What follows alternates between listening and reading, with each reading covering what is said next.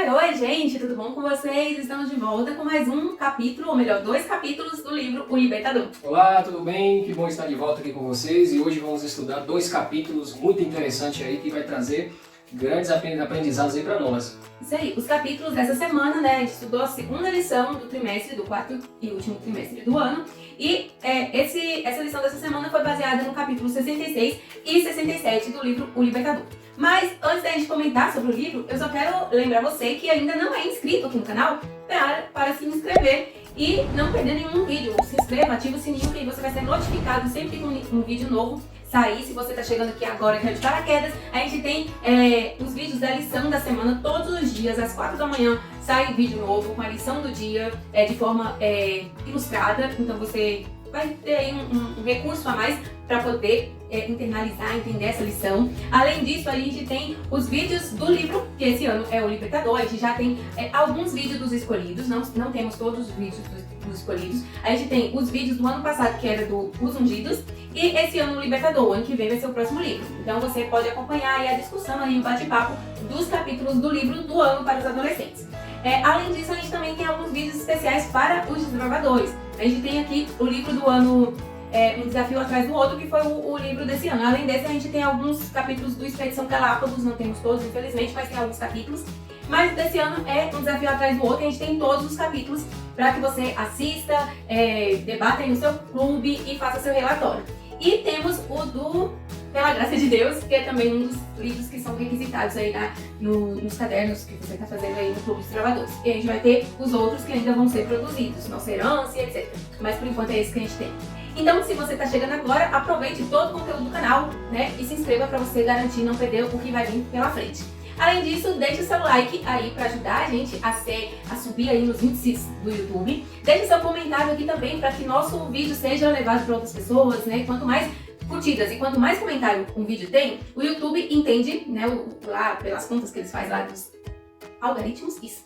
Eles entendem que é um vídeo relevante. Então, quando uma pessoa fazer uma pesquisa de alguma coisa relacionada ao nosso assunto, eles vão mostrar o nosso vídeo e indicar esse vídeo para as pessoas. Então, deixe seu like e deixe seu comentário. O que mais? Compartilhe com seus amigos, porque assim também você vai estar levando o conteúdo para outras pessoas, espalhando a palavra de Deus para outras pessoas, elas vão ter acesso àquilo que você também está aprendendo, né? Que nós todos estamos aprendendo juntos. Então, depois de toda essa conversa, depois de 3 minutos, depois de tudo isso, vamos para a discussão ali, nossa conversa sobre o capítulo 66, que é o primeiro aqui que a gente vai falar um pouquinho, que tem o título Cristo confunde seus inimigos.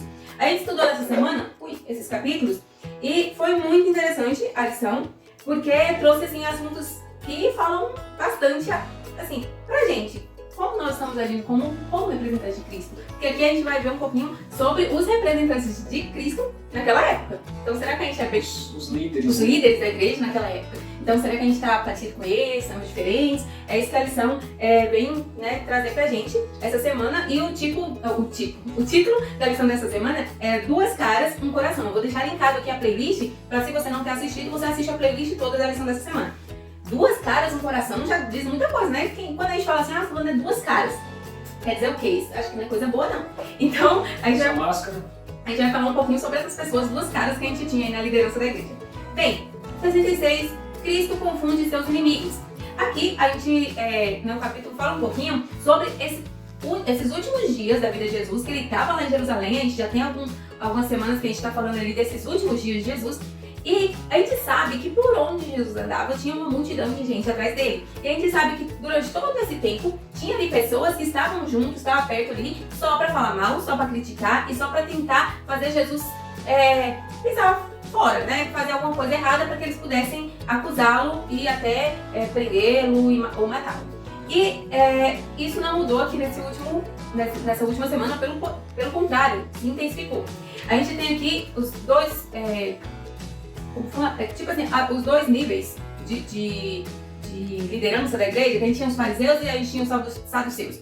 E entre esses aqui, ambos eles estavam tentando pegar Jesus de alguma forma. E por isso eles enviaram espiões, porque eles não poderiam estar o tempo todo atrás de Jesus. Então eles contrataram e arrumaram algumas pessoas para serem espiãs. E aonde Jesus estivesse, era para eles estar ali vigiando para ver se Jesus ia falar alguma coisinha contrária, alguma falha, alguma falha, para que eles pudessem acusar Jesus e prendê-lo. E como eles não estavam conseguindo pegar Jesus em nada, eles começaram também a falar para eles fazer perguntas, tentar Jesus de alguma forma para que Jesus desse uma resposta que deixasse ele maus lençóis. Então aqui a gente tem algumas situações em que esses espiões entraram em ação. Além desses espiões, tem aqui uma classe de pessoas que a Bíblia menciona como herodianos, e cuja tarefa desses era depois servir de testemunha. Então tinha uns que eram enviados para fazer perguntas, para questionar Jesus, para tentar ele de alguma forma, e existia uma multidão de outros que estavam ali só observando para testemunhar. Quando Jesus falasse alguma coisa que deixasse ele como o ditado diz, né, de calças curtas, eles iam agora testar, eu vi mesmo, ele falou isso, ele fez isso mesmo, que eu vi. Então tinha esses que serviriam de testemunha. E aqui a gente tem, durante a semana a gente estudou, e aqui o livro desse capítulo fala de 3 situações, 3 questionamentos que foram usados para tentar pegar Jesus de alguma forma. A primeira questão foi sobre o pagamento de impostos. E essa questão foi levada aí pelos fariseus. Os fariseus pediram para que um desses espiões fizesse algumas perguntas. Isso aqui foi... os espiões, né, se aproximaram de Jesus e perguntaram: mestre, é certo pagar impostos? Bem, por que essa pergunta? Tipo assim, não parece pra gente hoje em dia, né, na nossa realidade, parece uma coisa óbvia que todo mundo tem que pagar seus impostos. Mas os fariseus, naquela época, eles eram contra o pagamento de impostos. Por quê? Porque eles eram dominados por Roma. Eles eram uma nação independente, né, no passado, só que eles foram dominados e conquistados por Roma e agora estavam sob o jugo de Roma. Então, os impostos deles, os dinheiros, pago para um povo pagão, para Roma. Então, os fariseus, eles eram contra isso. Eles achavam que isso era contra a lei de Deus, que eles estavam pagando esses impostos para um povo pagão, para um povo dominador.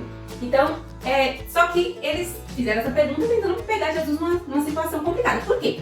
Se Jesus fala assim, não pague imposto para Roma, e aí? Eles iam entregar Jesus para os romanos. E olha, esse homem aí disse que não é para pagar imposto para vocês, não. E Jesus ia ser um criminoso, né? Porque ia estar contra a lei do país, ali, as leis civis, né, do povo. Agora, se Jesus fala assim, sim, vocês têm que pagar o imposto para Roma. Aí ele está indo contra todos os saduceus, fariseus que não apoiavam o pagamento de impostos para Roma. Ia deixar todo mundo chateado com ele.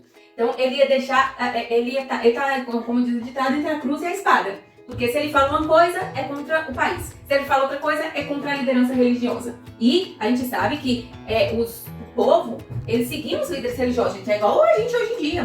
As pessoas seguem seus líderes. É o líder que falava para elas o que era certo, o que era errado. Eles viam eles como a boca de Deus, os mensageiros de Deus. Eles falavam por Deus. Então, ir contra os líderes religiosos era mais ou menos contra Deus. Então, se Jesus ficasse visivelmente contra o que os fariseus ensinavam, muita gente da população iria ficar achando esquisito esse negócio de Jesus e ele ia perder fiéis, perder seguidores, etc. Então, Jesus aqui foi muito sábio. Ele, ao invés de dar uma resposta, assim, logo de cara, ele pediu, me dá aí, eu esqueci o nome da moeda, eu ia falar dracma, mas não é dracma não, que fala aqui. É outra moeda, deixa eu ver aqui, denário.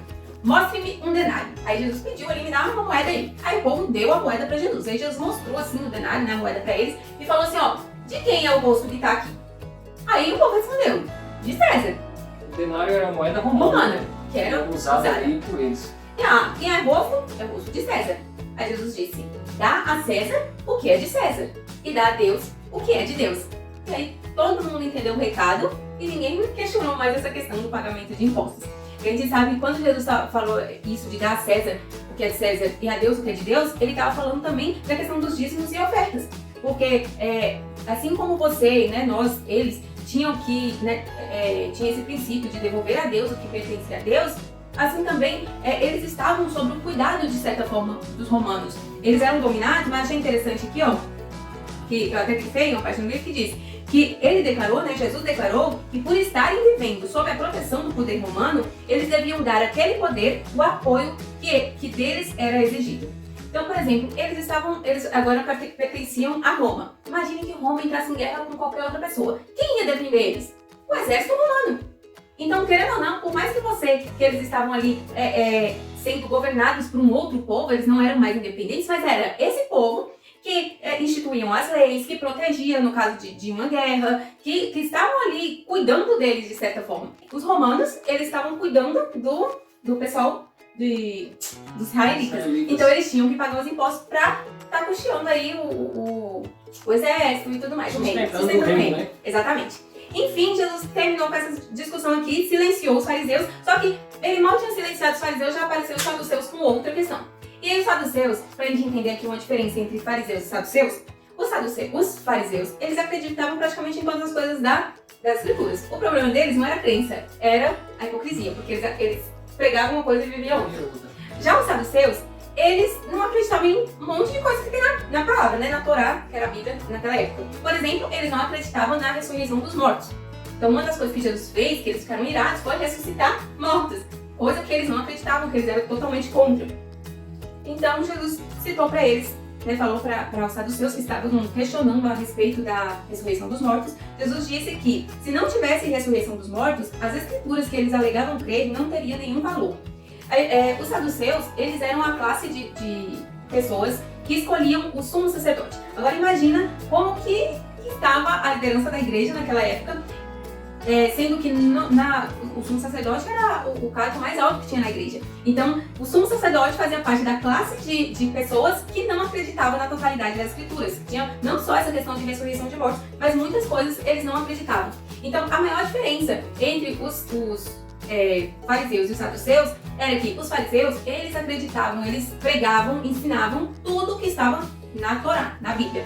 O problema deles é que eles falavam uma coisa e viviam outra. E além de ensinar o que estava na Bíblia, eles criavam mais coisas, mais leis em volta daquilo. Regras, mas eles não viviam, né? Eles não viviam aquilo que eles pregavam. Então, por isso, Jesus acusou tanto eles de hipocrisia. Os saduceus, Jesus não chamou eles de hipócritas. Eles não eram hipócritas, porque eles, diferente dos fariseus, eles não pregavam uma coisa e viviam outra. Mas, na verdade, eles pregavam errado, porque eles tinham pouco conhecimento das escrituras. Eles se dedicavam ao conhecimento. E aí, agora, depois disso, apareceu um outro questionamento. Esse foi um escriba que questionou a mando dos fariseus. Os fariseus mandaram um escriba lá fazer uma pergunta, que era qual é o maior mandamento? Por que eles pediram para o escriba fazer essa pergunta? Os fariseus, eles tinham o costume de falar que os 4 primeiros mandamentos, que era o relacionamento do ser humano com Deus, era maior, mais importante do que os 6 últimos mandamentos, que tratava de relacionamento entre o ser humano. E eles acusaram Jesus de colocar os 6 últimos mandamentos acima dos 4 primeiros, que era sobre o relacionamento de Deus e o ser humano. Então, eles falam assim, se Jesus falar que é um dos outros, né, tal, a gente vai falar que ele está colocando os mandamentos entre os seres humanos acima dos mandamentos que falam sobre o relacionamento com Deus. Então, eles pediram para esse escriba fazer essa pergunta: Senhor, qual é o maior mandamento? E aí, o que Jesus respondeu e o que isso nos ensina? E naquele momento ele mostra para eles que o maior mandamento é amar a Deus sobre todas as coisas. E em segundo lugar está amar ao próximo como a ti mesmo. Ele diz que conforme esses 2 mandamentos depende toda a lei. Ou seja, ele fez ali um resumo da lei, aquilo que geralmente a gente ensina, né? Os primeiros 4 mandamentos está falando sobre amor a Deus. E os últimos 6, amor ao próximo. E ele fez essa definição que deixou ali esse esclarecimento para todas as pessoas que tinham dúvidas de que ele pensava dessa forma e ensinava dessa forma, né? Então todos os questionamentos, as perguntas, as armadilhas que eles criaram ali para pegar Jesus caíram por terra. Jesus não caiu em nenhuma das armadilhas, né? E cada vez que Jesus se saía melhor, eles ficavam furiosos com Jesus. Cada vez aumentava o ódio deles para tentar de alguma forma, algum plano ter êxito contra Jesus, né? Ele deixou claro aqui que não tem como a gente guardar os últimos mandamentos sem guardar os primeiros, porque não tem como eu amar o próximo se eu não amar Deus primeiro, porque Deus é amor. Então, e também não teria como eu guardar os primeiros. Se eu amar Deus, eu vou amar meu próximo. Então, tudo está interligado, não tem como você fazer uma coisa sem fazer a outra. E, portanto, para Deus, né, para Jesus, os mandamentos, eles são uma unidade. É tudo junto. Ele não tem essa divisão que os seres humanos querem fazer com um seja mais importante do que o outro. Tudo é a lei de Deus. Está tudo interligado e faz parte de uma unidade só. E esse escriba falou para Jesus que Jesus respondeu bem, né? E ele gostou da resposta de Jesus e ainda complementou. E aí,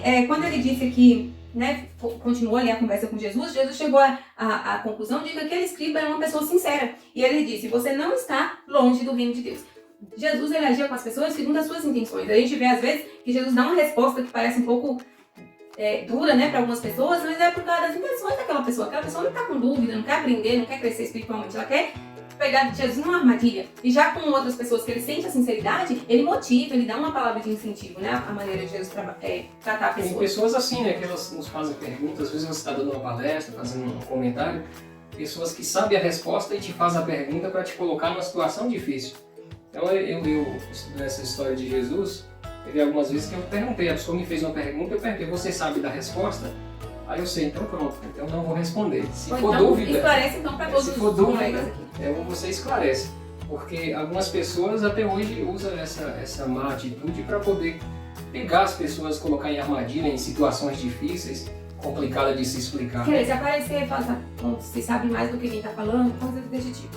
Enfim, o outro capítulo, 67, tem o título A Última Visita de Jesus ao Templo. E aqui fala, né, também como eu disse, ali aos últimos dias de Jesus ali em Jerusalém, os últimos dias de vida, e aí ele vai ao templo como era de seu costume. E ali ele observa todas as pessoas que estavam ali, Galileu estava ali, né, nesse último dia também. E Jesus observa todo o templo, aquelas pessoas e suas intenções, como eu digo, tinha fariseus, saduceus, escribas, pessoas comuns ali no templo, cada um com propósitos e intenções diferentes. E é nesse cenário que aparece uma pessoa inusitada. A gente sabe, né? A gente vai à igreja, tem uns momentos ali de dízimos e ofertas. Naquele tempo também tinha um momento das pessoas agradecer a Deus, devolver a Deus que é dele, e etc. E chegou o momento das pessoas ofertarem. E aí a gente via diversas pessoas, umas colocando soltando um monte de moedas, naquela época era moeda, né? Chegava a fazer aquele barulho. Os ricos traziam né? muitos valores. Trazendo muito dinheiro Para e tal. demonstrar que eram fiéis, colocavam ali seus dinheiros ali com fartura, para poder demonstrar para as outras pessoas que eles tinham um coração bom, né? Exatamente. E aí, nisso, entra em cena uma viúva pobre, que vai lá também levar sua oferta, e ela leva apenas uma moedinha e coloca lá naquele, né, na salva, não sei, naquele local de devolução de dízimos, né, das ofertas. E Jesus olha ali em volta e fala que ela deu mais do que todas as outras pessoas. E aí, o que a gente pode entender? Aqui, queridos, nós percebemos que essa situação não acontecia só naquela época. Até hoje acontece, as pessoas elas gostam, às vezes dá algo, mas quer tirar uma foto para mostrar que deu, quer fazer um vídeo para o povo ver que elas são generosas. Ela deu uma cesta básica, mas tem que ter a foto para mostrar, para postar nas redes sociais.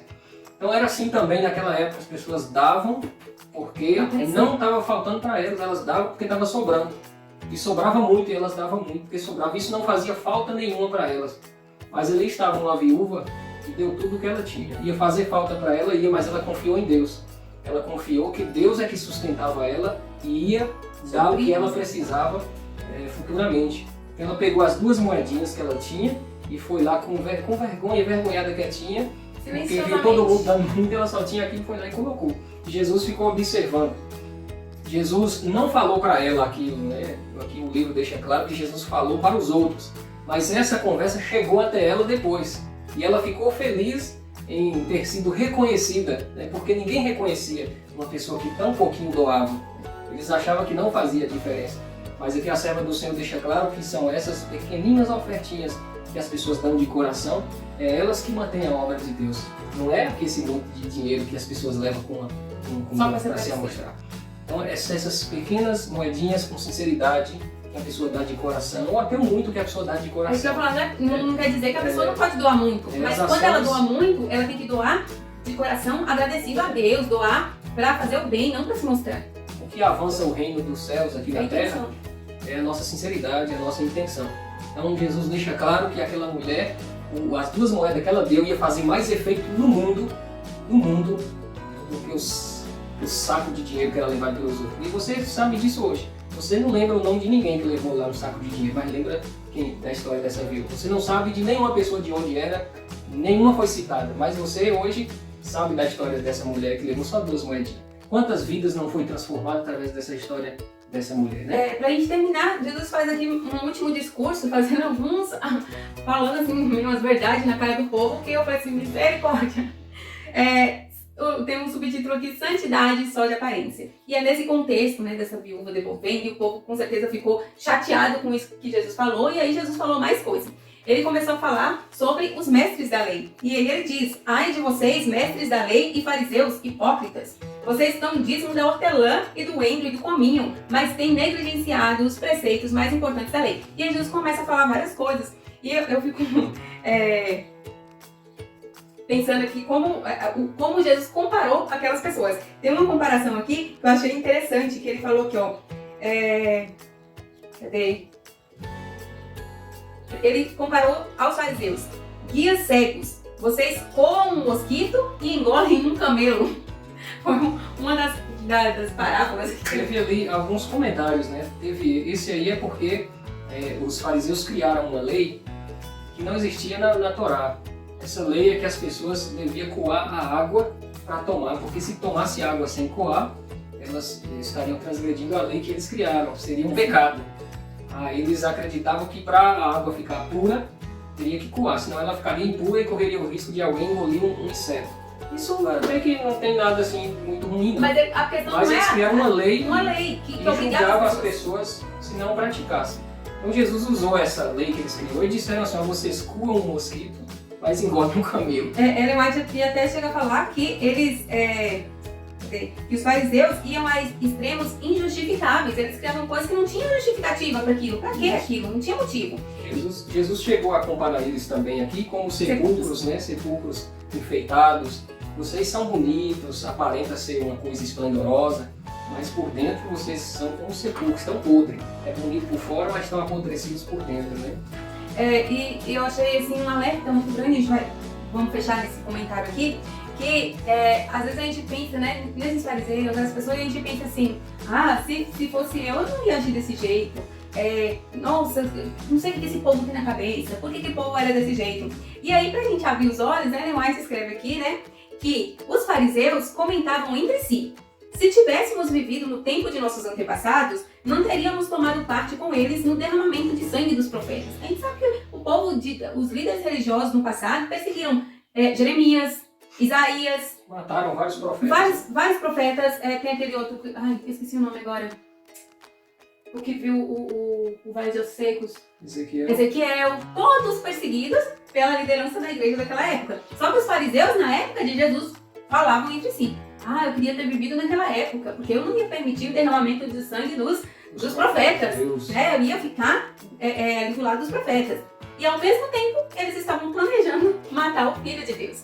E às vezes a gente vê eles fazendo todo esse planejamento para matar o Filho de Deus, e a gente pensa, se fosse a gente, eu não ia fazer isso, eu ia proteger Jesus, eu ia ficar do lado de Jesus e tal. E a gente tenta se colocar no lugar da história em que a gente não sabe, porque a gente não estava lá. Um moço bonzinho, né? Que ia ser o bonzinho. E aqui, ó, muitos ficam admirados pela cegueira dos judeus ao rejeitarem Jesus, mas como é cego? Eles não viam a Bíblia? Se nós vivêssemos no tempo dele, declaram eles, nós nunca teríamos sido culpados de rejeitar o Salvador. Mas, quando a obediência a Deus requer abnegação e humilhação, essas mesmas pessoas se recusam a obedecer, revelando o mesmo espírito dos fariseus. Então, quando a gente, hoje, no nosso tempo, alega que se a gente vivesse naquele tempo, a gente ia ser diferente, que a gente não ia ser como os fariseus, que a gente não ia perseguir Jesus, mas hoje a gente se nega a obedecer os mandamentos de Jesus, a gente está agindo da mesma forma. Se nega a se humilhar para perdoar alguém, vive com ódio no coração, com raiva, desejando mal para os outros, faríamos a mesma coisa ou pior. Então assim, não adianta a gente querer ser bonzinho, eu faria, não, é tudo a mesma coisa. Todos nós somos carentes da misericórdia de Deus, a gente tem que ajoelhar todo dia e clamar a Deus por misericórdia. Senhor, meu coração é ruim mesmo, igual daqueles, às vezes é igual dos fariseus, dos saduceus, a minha fé é fraca, eu sou terrível, tem misericórdia. Eu sei o que é certo e faço o que é errado e a gente tem que reconhecer. Saber que nós somos humanos igual aqueles do passado, né? Se a gente não abrir os olhos, a gente pode cometer os mesmos erros. Ou piores. Então que Deus possa ter misericórdia de nós, abrir os nossos olhos, abrir o nosso coração para a palavra dele, para as verdades, e que ele possa moldar o nosso caráter a cada dia. Porque de nós mesmos, nós somos, assim como aqueles fariseus, sepulcros.